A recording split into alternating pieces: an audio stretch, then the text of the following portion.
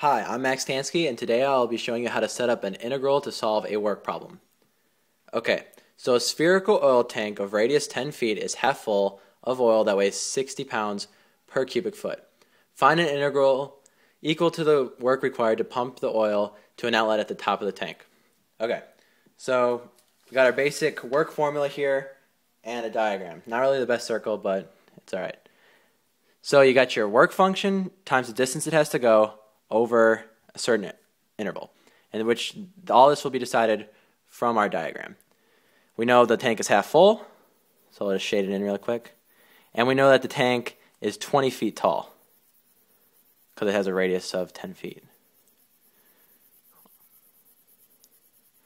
Okay, the way you're going to want to think about this is that the radius will always be changing. Like the radius of the oil in this sphere won't always be 10 feet. It's going to get smaller and smaller and smaller as the oil goes away. And the weight is going to decrease and decrease and decrease. So that's why we need an integral to solve this. So our work function, our force function is going to be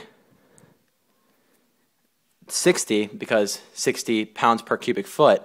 So it's going to be 60 times the volume of each little slice or each disc that is coming from each spot in this tank.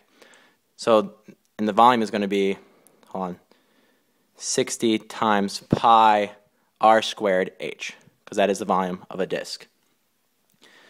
Alright, so there's some things we know here already. We know that the r for the original slice is 10, but what happens to the radius as it goes down? It gets smaller. So we need to find a function that represents the radius. So we know that the radius is just going to be some x value. And then we know that the height, the h, is 20 minus where we are at. So 20 minus where we're going. So it's going to be 20 minus y. Then we're going to plug that into here. So we're going to have work equals a to b. I'll just leave those. I'll get you the limits of integration in a second. 60 pi x squared 20 minus y d.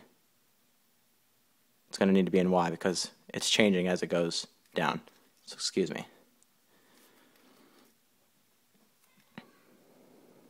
Okay. So we have this, but it's not all in terms of y. So we don't want a partial integral. We want a full integral.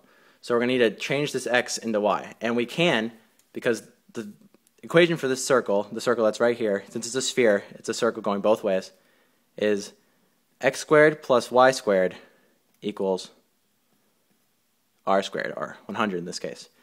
So from that, we can solve for x. And so x is going to be the square root of 100 minus y squared. Then we plug this x into here. The formula calls for x squared, so we square this, and we find out that 60 pi times 100 minus y squared times 20 minus y dy is the integral that we need. Except for we still haven't found the limits of integration yet. So what we're going to need to do is look at the diagram and decide what they would be. Since it's only half full, we only need half of it. So we only want from here to here. We only want the force that's required to take this up to there and this up to there. So what we're going to do is just set the limits of integration as negative 10 up to 0. Because that's all the oil we have in there. If it was all the way full, we'd do from negative 10 to 10. That way we would be able to calculate the force better, more accurately. So now all you want to do is just simplify it up, just clean it up. Pull the 60 pi out in front. Negative 10 to 0. Just multiply this through. You're going to get 2,000 minus 100 y minus 20 y squared plus y cubed dy.